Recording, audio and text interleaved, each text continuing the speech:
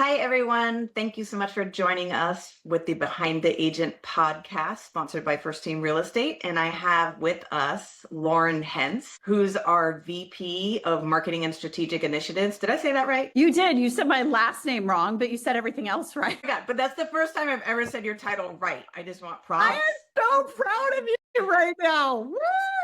Woo! Yes, you did. Okay. So Lauren has been leading our way in the marketing and the branding and everything we've been doing. And she's got such an interesting background that I thought it would be great to hear about how she got into real estate, how she got into marketing, and then how she sees the future of the brokerage, the agent.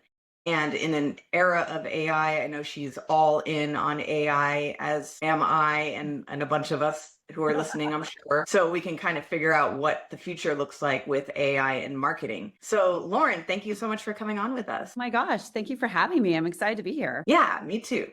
So give us a little bit of background about, I know your background, but you can give us a background about how, the different brands you worked for. And then I really want to know, because I don't know if I ever asked this question, or if I did, I forgot the answer. Like, why choosing real estate? Yeah. So let's start about like a little bit about my background. So I've always been on the intersection of brand, technology, growth, and innovation and product. So those are the five things that I've always been pretty much in. And I started my career, kind of fell into it, but I started my career in PR and taking Fortune 500 companies public. That's what I did. And then when it came to, I was actually, at the time I was working with big brands on the agency side. So I was working with DreamWorks, I was working with Chanel, I was working with Salesforce, Amazon, all of those kinds of things. And you kind of get an introduction, not only of a different variety of brands, but how they work and how they approach the consumer, which is one of the most exciting things for me. So being on the intersection of consumer behavior and obviously agent behavior. So at the time, how I fell into it is I was working for a large agency. I was in New York. I was working on the Chanel account, and one of the heads of a luxury builder, who was Toll Brothers at the time, wanted to have lunch with me. And I think you and I talked about this, and I'm like, yeah, sure. I didn't really know. I was in the middle of the project. I didn't really care.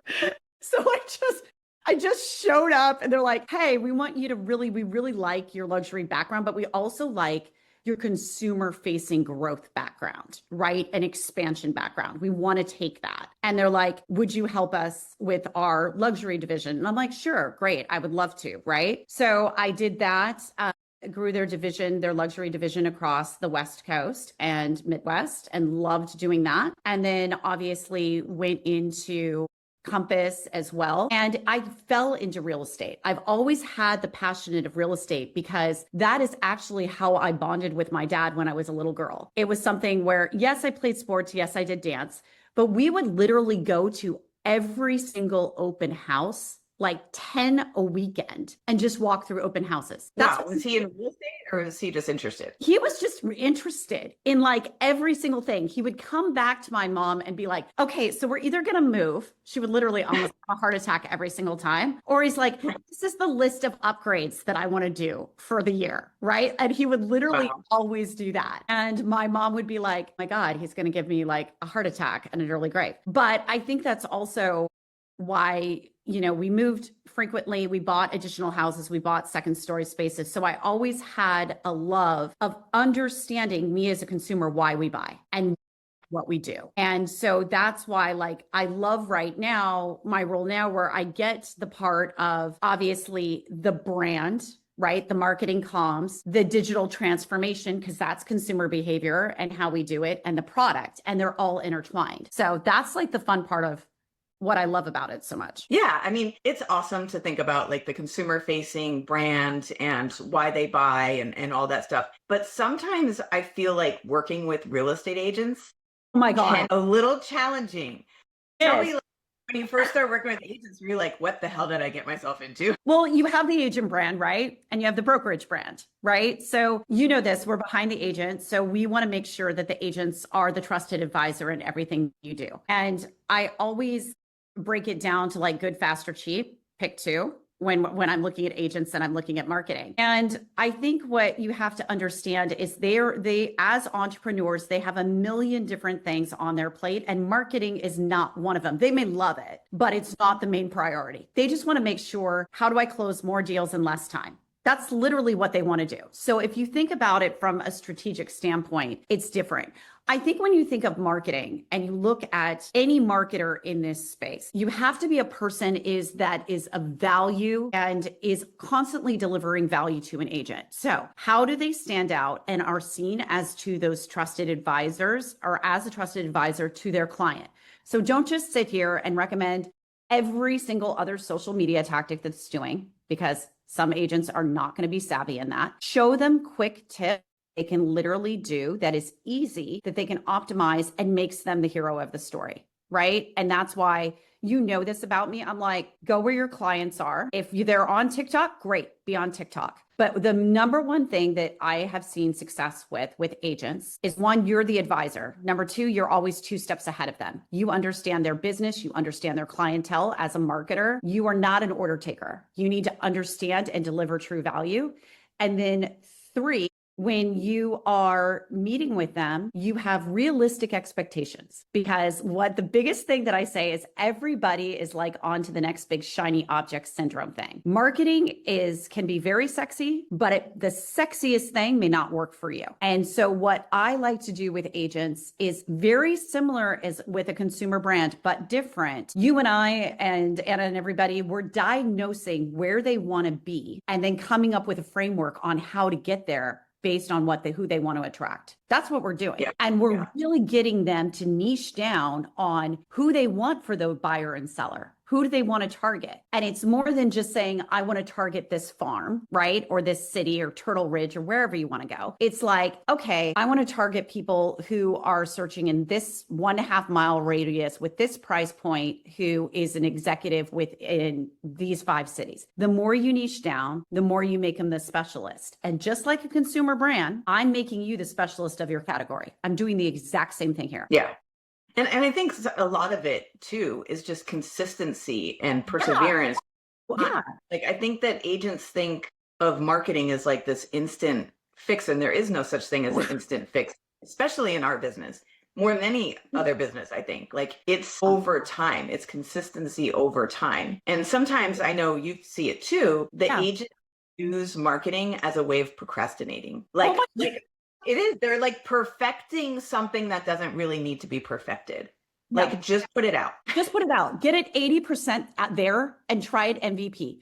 Create things easily in Maxa and Canva. Just launch it, please. Because I say, like you say, consistency. Absolutely. It takes a year for you to get well established in that farm area and for people to take you seriously. So you have to do the reps. You have to make sure, are you sending out the communication? Are you doing the events? I tell agents to do events once quarterly, absolutely, in terms of community events. I tell them to produce content. But my point is, be consistent, come up with frameworks and stick to them. Don't go over here and don't believe what you see is on TV, please, and just stick with what works.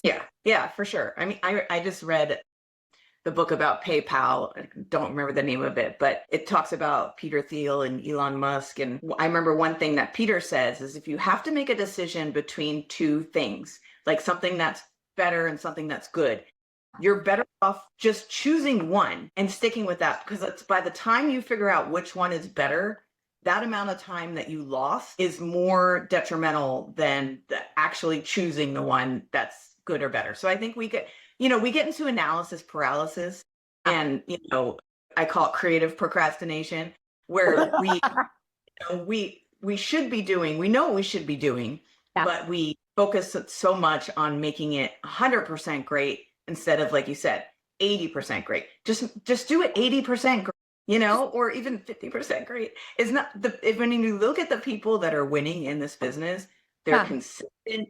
They're steady. They do it over a long period of time, and they do it. And I just think that, man, agents just use marketing in the wrong way that way, Well, they use it where they're like, this is the fun part. Because, I mean, let's be real. It's really to pick up the phone and make 100 calls or something per day. That's not fun. Right. Play around my computer on Canva.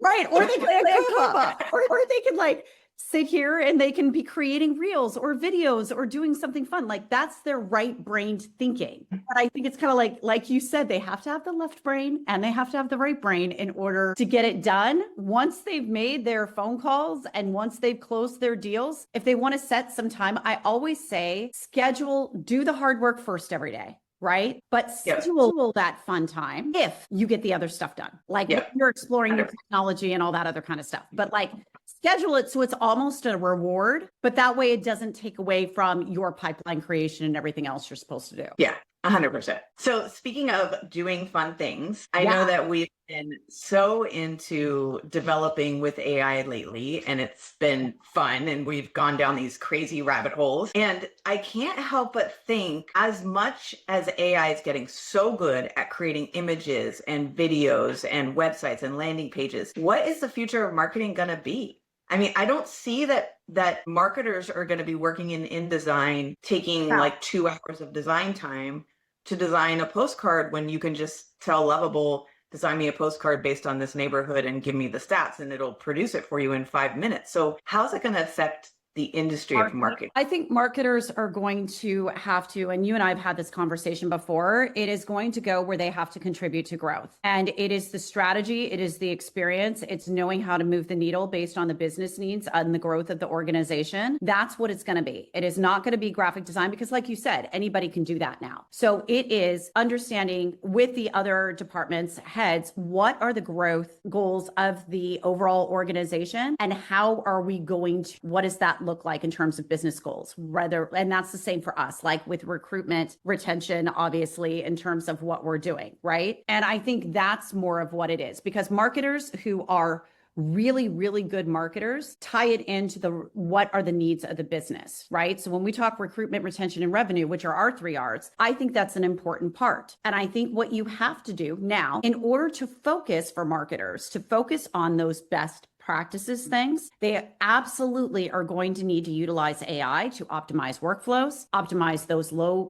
cost that are not worth their time, whatever LLM that be, whether it be Claude, which you know is my personal favorite, and some other ones, but they need to optimize those low working tasks so that way they can focus on the areas that provide the most business value. And that is a shift because every other industry has been focused on that part a little bit longer than real estate has, to be perfectly honest. But that's what you have to do. If you are, let me give you an example. If you are a graphic designer, you better learn AI, you better know UX, UI design, you better understand how to build these things like we're building in Lovable. You really need to understand the ones that win are the ones that can articulate the agent life cycle experience and know how to act across the entire life cycle and how that lines up with the business goals of the brokerage. Those are the ones that, or the company, the ones that just sit here and are like, okay, I'm going to design this. No. And I think that kind of brings back to something you and I are passionate about is you are always elevating yourself. You are never stop learning because you need to be the best at what you possibly can be. So what would you tell a kid right now who's studying graphic design in college? I would tell them to change their major. Brian?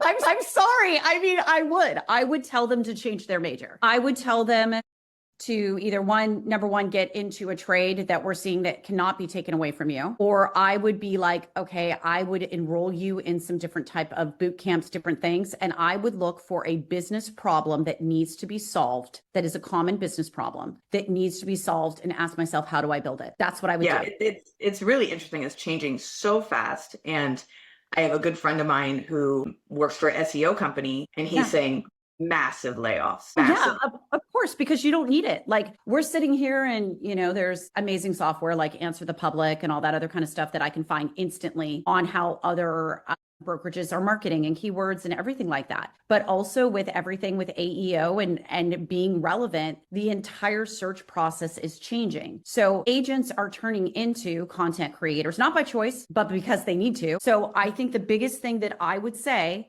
is similar to what you and I do. I'm in a certification or I'm in a class every month on AI. Every month I'm building something, and it may not be perfect and it may not be something, but I'm literally writing down what is one thing that I can create that is going to make my job and our team's job easier, and can I build it? And I think you have to think with that mindset. Yeah. Yeah, I agree 100%.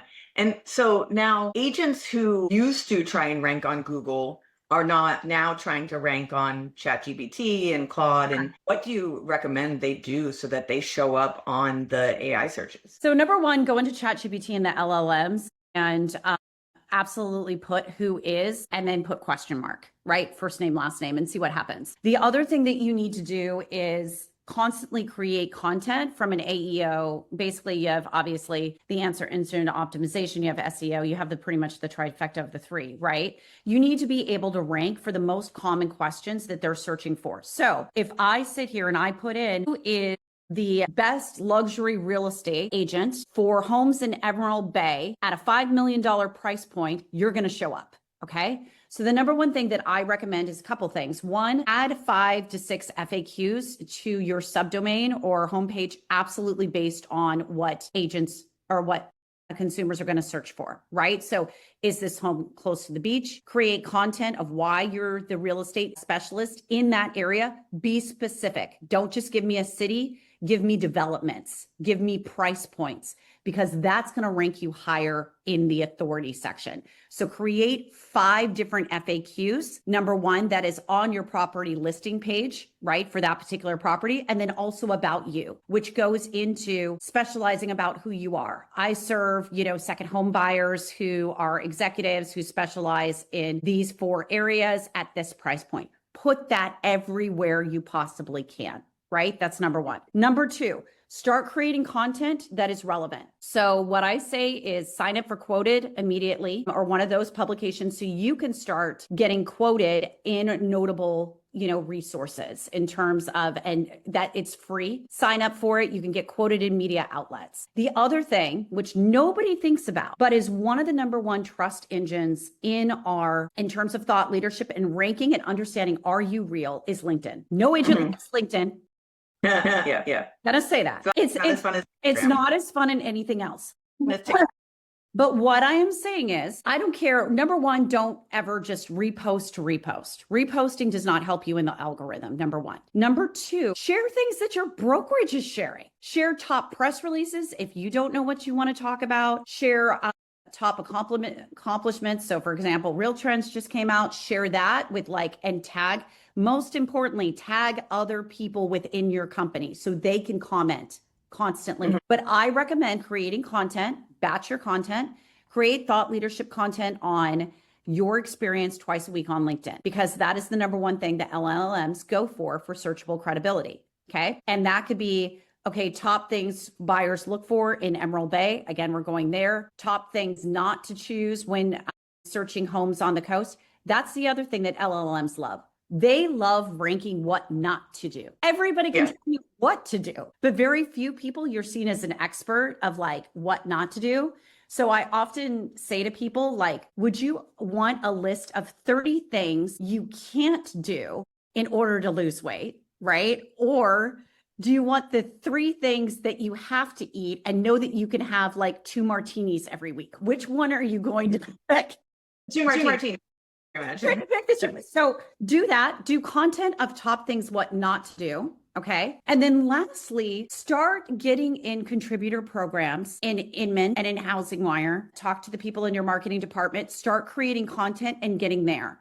Because if you're ranked there, that's fantastic. Also, speaking opportunities. If you want to do speaking opportunities at Inman or you and I do and everything like that, creating video content and batching it, that is indexed 100%. Yeah. And podcasts, because I know that are amazing. I love podcasts. And there's so many people with these little itty bitty podcasts that maybe are insignificant and maybe don't have a whole lot of viewership, but you can take those, repurpose them, share them and tag them, but tag others, tag your friends, let them know that what you're doing. And I think if you follow that approach, it will feed itself. Now, the other thing that you want to ask is with your competitor, tell me about this agent, AKA name yourself, me, versus this agent in what other farm you are and how they're perceived. I love doing that. And I do that about every month. That tells me what I need to update.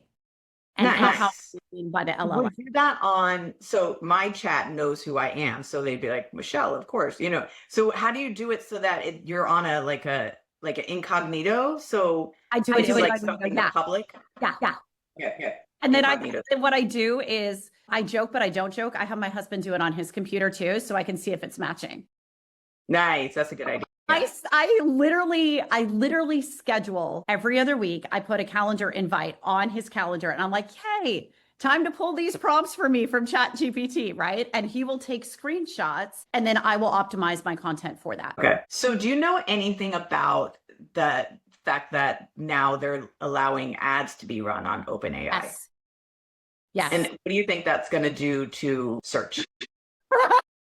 Laughing. I'm like, because we're exploring that right now, Michelle. I think that's going to have a big effect on search. I think it depends on how well they get their targeting because they're still optimizing their targeting right now. So for example, I'm served ads all the time. I was, served from a roofing company. I'm not looking for a roofer, right? I'm not looking for that. And so I think they need to optimize what people are actually searching for. I don't think it's there yet. The other part is the price point right now is extremely high. Wow. So Okay. when you're looking at optimizing from different things, they need to prove it. I think it's good for right now, but I think it has a little bit of way to go in terms of behavioral psychological, like targeting, not just demographics, but also understanding and getting a little bit more of that data that we're talking about for personalization. I think that's going to be needed because we're on ads. We see it at the bottom, but I think in order to beat out some of the other ones that can get eyeballs a little bit better for me, in our case, like connected TV and different other experiences, I think they have a little ways to go.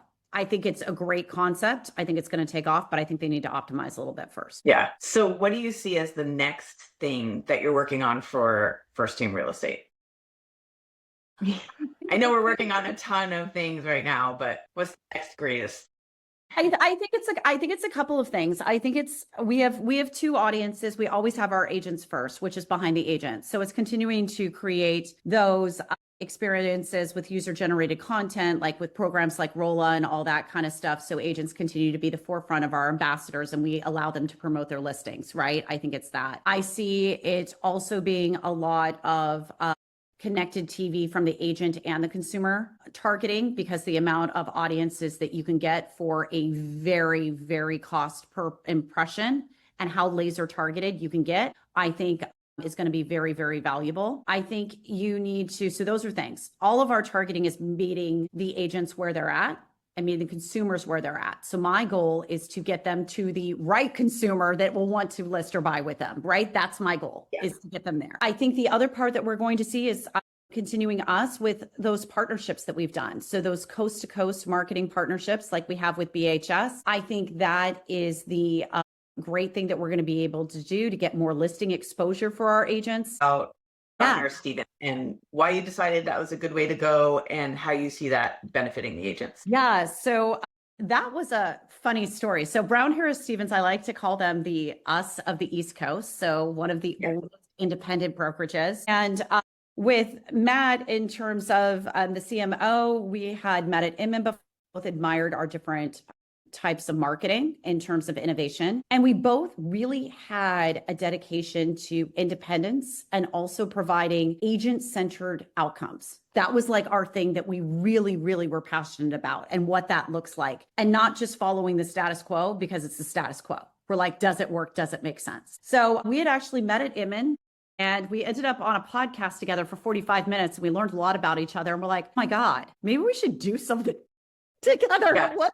It wasn't planned. And then we really looked at our overall markets, our luxury markets, our feeder markets, and we're like, this makes perfect sense in terms of what we're doing and what we're hoping to achieve for agents. So rather in a way of consolidation, we're like, where everybody else is consolidating, let's provide the experience for our agents by collaboration versus consolidation, right? And really expand that network. So what agents get obviously is not only the listing exposure across both of our websites, both of our networks, luxury publications, obviously they have the Wall Street Journal, we have Nobleman, we have luxury recruitment events in terms of on both sides. The other thing that we're doing is complete thought leadership series in terms of top things that we find important from a referral standpoint, design standpoint, luxury consumer trends with top people in the industry. So we're getting that. We talked about the dual licensing. So that is also going to be an option for agents, and then the referrals. So all of a sudden you get this 3 times powerful powerhouse that have come together, and we're like, this has never been done for it. Are our teams ready for it? And we're like, let's just build it. And it's been fantastic so far on what we're building. More will come in the next 3 weeks, but it's just been something where I think I love it is you find the need, you say, do I have a partner that we make each other better? And then let's not be afraid to go build it. And that's what we did. That's awesome. Yeah. So like, and you're like, and I'm like, we're on this rocket ship. Here we go, you know? Yeah, for sure. For sure. Yeah. So if you were to talk to an agent who is getting into the business or trying to take their business to the next level and is really interested in using marketing to do that, what would be the steps you would tell them to take right now? Yeah. So I would literally sit here and I would be, number one, I would tell them if they're getting in the business, who do they want to go after? Who's their ideal niche? Like, who do you want to go after? Who's your person, right? What area do you want to go after? Write that down first. Okay. Then also do a little bit of research does that farm have movement? Because I can't tell you how many agents sit here and they're like, hey, I want to be in like Turtle Ridge, Turtle Rock, whatever. And I'm like, great. They don't move for 8 years according to movement patterns. So we're not going to do that. So understand, who you want, right? What is that farm you want to target? Then meet with me, meet with your marketing advisor. Understand what is the best way to get out your message and attract the right people based on who you are and what you're comfortable with. So if you're not on TikTok, I don't want you doing TikTok videos yet. I want to create thought leadership content about what's relevant for you. So in other words, creating a 90-day content plan is number one. Yeah. Pick one platform and get really good at it. Don't sit here and do all the ads like everybody else. Organic is easy if you do it well. It takes a while, but I would rather have you build up that content. There's so many different things that you can build, like you and I talk about. I mean, we have our LLMs that do content for us constantly, and there's Canva, there's Maxa, there's all these things that you can build. And let's do a 30-day plan to get you good. Once that's there, let's see how we're performing, and then we write it for the rest of the year. That's what I recommend. Yeah. And I love that you work with our agents on that plan and help them come up with that, because I think that's so valuable. I think so many agents are spinning their wheels and, not knowing what really works and what really resonates with the consumer. Yeah. And I think it's also like agents have to sit and it's not about you. I mean, that may be tough love, but I have to say that, like, it's not about you. I always say with the consumer, the seller or buyer, it's what's in it for me.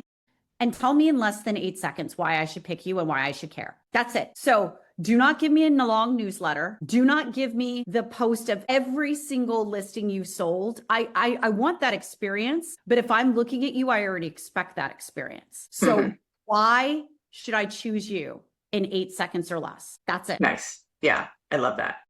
That's it. So any parting comments for our audience, books you're reading, anything that you think is really important to understand about marketing? I mean, we love Purple Cow, obviously. We love that because that's about creating your own category in marketing. And I think it's very important that you create your own category. You and I talk a lot about authenticity. You have to be authentic of who you are, right? So people know what you and I are passionate about. You have wine, you have whatever. Put that into your marketing, please. And I think you need to put something unique and different about you. Nobody wants to be and buy from somebody who's like everybody else, right? Yeah. Why are you unique and why do I care? And then I think the last thing that I would say to agents is the number one thing, forget all the noise. And you and I talk about this all the time in the industry right now. There's lawsuits, there's whatever. My God, forget all the noise and focus on doing the reps and being great. Because at the end of the day, there's AI. Okay. AI cannot replace, if you are a trusted advisor to your clients, AI will not replace you. It will make you better. Yep. You aren't and you become complacent, then it will. Yep. I 100% agree with that. Yeah. But that's it. Well, thank you so much, Lauren, for joining us today. And if you are listening and you like what you hear, subscribe to our podcast. We do one every week, and it's an exciting time in real estate and an exciting time in marketing. So I hope everybody enjoyed our time today. Thank you. Thank you.